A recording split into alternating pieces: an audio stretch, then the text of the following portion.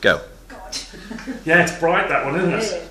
Yeah. Well, we've been here investigating now 3 times, and the first time I came here, I actually made contact with a gentleman virtually right here.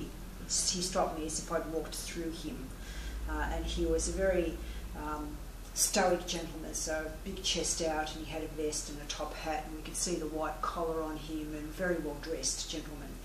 And the second time we came, we didn't say anything to anyone with the other investigators that I brought in with me, and a medium that we had. We just said, go for it, have a look around and get your own feelings about who you think is here. And the young medium virtually stopped in exactly the same spot and said, I get a feeling of the gentleman, very well dressed, top hat, vest, nice white collar, and he seems to be here.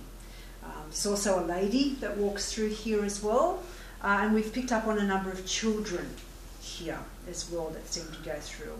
And we had a discussion night here a couple of months ago, and we were all sitting at the table.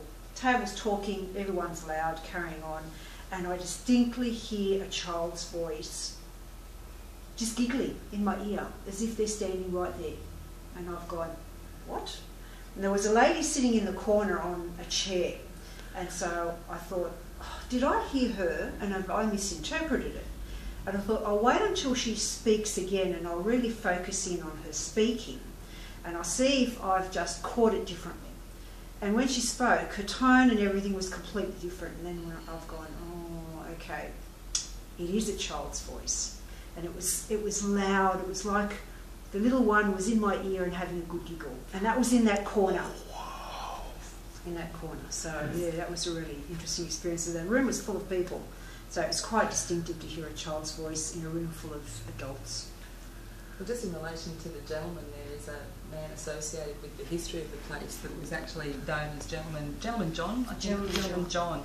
And he was called Gentleman John because of the fact that he was a very, very well-dressed man. And this would have been probably in the late 18, about the late 18, mid to late 1800s that he was here, and associated with one of the early families that was involved in the place as well. Wow, okay. So, which was funny because we'd never picked up on the man, and we've never picked up on the children. But the last time the psychic was here, he left. He walked through the kitchen holding hands with a child, and he sat out the back for about 20 minutes, 30 minutes. He was like, no. And when he walked back in, he took her back in by the hand. Yeah. It freaked him out. Yeah. It's this corner here. It's this corner. That's well, where this was originally the back wall of the building when it was originally built. So when we've come in, this is the corner that's had the most activity, and the medium that we've brought in also seems to always gravitate to that corner. Probably Chef has told you about the fireplace items moving on their own as well. We have picked up 1 or 2 voices in here with our equipment, but nothing that we can sort of really say, okay, we've got a really decent piece of evidence that we can share. Always just bits and pieces, and always working really on what psychics or the mediums are telling us. So really, in that case, it's kind of our opinion on what we're getting. We have nothing of evidence that we can share.